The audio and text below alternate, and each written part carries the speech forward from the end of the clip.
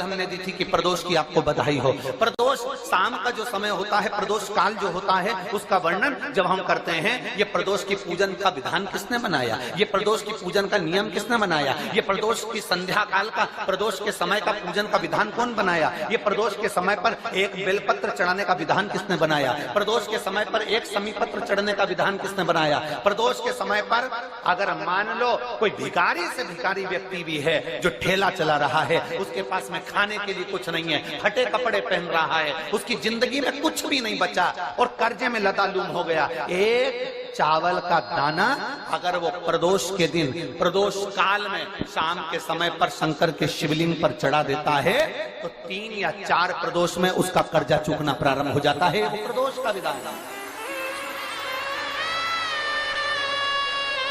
इतना ये प्रदोष का वर्णन करा किसने, इतना प्रदोष की महत्वता बताई किसने,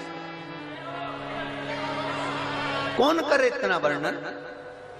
अगर प्रदोष की महत्वता बताने वाला कोई है, इसीलिए मेरे शंकर भगवान माता सती को लेकर कुंभज ऋषि के यहाँ, अगस्त ऋषि के यहाँ कथा सुनने के लिए गए थे, क्योंकि उनके बराबर कोई शंकर के महत्व को बता नहीं सकता और प्रदोष के महत्व को नहीं बता सकता। सती मैया को प्रदोष का महत्व बताने के लिए शंकर सती जी को लेकर कुंभज बाबा के यहाँ गए थे, अगस्त ऋषि के, कि प्रदोष के महत्व को तो जानो सती, तुम प्रदोष के महत्व को तो सती जानो, तुम प्रदोष के महत्व को तो सती पहचानो कि प्रदोष का महत्व क्या होता है, प्रदोष काल का महत्व क्या होता है, प्रदोष के समय का महत्व क्या होता है। जिस समय पर सूरज डूब रहा हो, चंद्र प्रकाशित हो रहा हो, दोनों का मेल हो रहा हो, ना तो पूरा सूरज डूबा है, न पूरा चंद्र आया है, न पूरा अंधेरा है, न पूरा उजाला है, उस समय को प्रदोष काल कहा गया, उस समय को प्रदोष का समय कहा, प्रदोष काल कहा। अब कई लोग हमसे कहते हैं, गुरुजी आप हमको प्रदोष का समय बताया करो कि प्रदोष काल किसको कहते हैं, प्रदोष का समय किसको कहते हैं। अब एक बात हम आप सबसे कहना चाहते हैं, जितने लोग आस्था चैनल पर सुन रहे हैं, जितने फेसबुक यूट्यूब पर सुन रहे हैं और जितने रेवाड़ी की इस पवित्र धरा पर कथा को सुन रहे हैं, आप सबसे एक बात कहना चाहिए। अगर हम समय देखकर बताएं आपको कि शाम को 6 बजे, 6:30 बजे, 6:30 पे लेकर 7:30 के बीच में ये समय है, या 5:30 से लेकर 6:30 तक का ये समय है, या हम तुमको बोल दें कि इतनी बजे ये समय प्रदोष काल का रहेगा या इतनी बजे ये समय रहेगा, तो देखिए कभी कभी ठंड का समय आता है तो दिन जल्दी ढल जाता है, कभी कभी गर्मी का समय रहता है तो दिन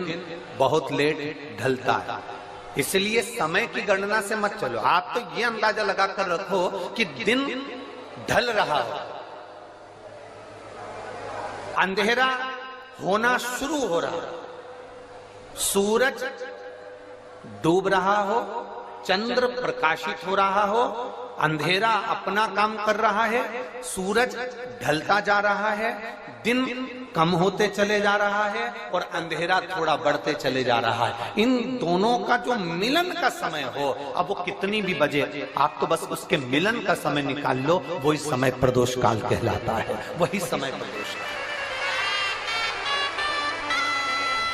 सुनना महाराज, सोमवार की प्रदोष पड़ती है तो शंकर भगवान कैलाश पर निवास करते हैं, मंगलवार की प्रदोष पड़ती है तो शिव काशी में निवास करते हैं, बुधवार की प्रदोष पड़ती है तो शिव रजत भवन में निवास करते हैं, गुरुवार की प्रदोष पड़ती है तो शिव गंगा के स्थल पर निवास करते हैं, शुक्रवार की अगर प्रदोष पड़ती है तो शिव नीलकंठ पर विराजमान होते हैं, शनिवार की अगर प्रदोष पड़ती है तो शिव शमी के वृक्ष के नीचे रहते हैं, और रविवार की जब प्रदोष पड़ती है तो शिव बेलपत्र के पेड़ के नीचे निवास करते हैं। महाराज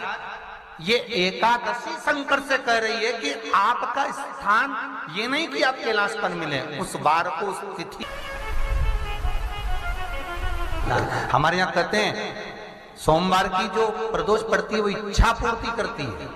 मंगलवार की प्रदोष रोग से मुक्ति देती है, बुधवार की प्रदोष कामना की पूर्ति करती है, गुरुवार की प्रदोष शत्रुओं का नाश करती है, शुक्रवार की प्रदोष सुख और शांति देती है, शनिवार की प्रदोष संतान का सुख देती है और रविवार की प्रदोष जो काम दुनिया में कोई नहीं कर सकता वो अचूक फल की प्राप्ति रविवार की प्रदोष करा देती है। महाराज ऐसी प्रदोषों का नियम वर्णन किया चाहिए। भगवान कहते ठीक है तू थोड़ी देर खड़ी हो। एकादशी सम्मुख खड़ी हुई, पार्वती जी ने जिस अंगुष्ठ का जल पीने के लिए लिया था हाथ में, बस पीने ही वाली थी, शंकर भगवान ने वही हाथ में जल लेकर एकादशी के हाथ में उसको देकर कहा ले, ये मेरे द्वारा निर्मित एक व्रत है जिसे त्रयोदशी के दिन तूने मांगा है, मैं तुझे देता हूँ। आज इस व्रत का फल मैं तुझे प्रदान करता हूँ। अब तू जिस जीवात्मा को लेकर जाएगी उसका पाप प्रबल नहीं होगा। किसी स्त्री पुरुष बालक बुजुर्ग जो भी होगा जिसने प्रदोष का व्रत करा होगा वो जीवात्मा को तू किसी फल की कामना से नहीं स्वतः ही लेकर चली जाए, उसमें कोई कामना नहीं है। बन सके जीवन में 11 प्रदोष या 26 प्रदोष करने के बाद आप उसका उद्यापन कर कर विराम भी दे सकते। पर जीवन में एक बार प्रदोष का व्रत मौका मिले, जिस कामना से जिस दिन का भाव आपके मन में आए कि मुझे रोग से मुक्ति पाना है तो ये प्रदोष मुझे करना है, मैं और रोग मुक्ति के लिए हम मंगल जो भी आपके मन में आ रहा है, संतान प्राप्ति के लिए शनिचरी प्रदोष आप उसका स्मरण करें। श्री शिवाय नमस्तुभ्यं। हरे महादेव। पूज्य गुरु जी पंडित प्रदीप मिश्रा जी के द्वारा प्रदोष के उपाय बताए गए हैं। प्रदोष के दिन क्या क्या करना चाहिए और प्रदोष व्रत क्यों करना चाहिए। पूज्य गुरु जी पंडित प्रदीप मिश्रा जी बता रहे हैं कि प्रदोष के दिन बिलपत्र क्यों चढ़ाना चाहिए और क्या लाभ मिलता है, और प्रदोष जो करता है उसको शंकर भगवान जी का विशेष आशीर्वाद प्राप्त होता है। तो आशा करती हूँ यह वीडियो आपको पसंद आई होगी। वीडियो पसंद आई होगी तो वीडियो को लाइक करें और हमारे YouTube चैनल पर नए हैं तो चैनल को सब्सक्राइब ज़रूर कर लें।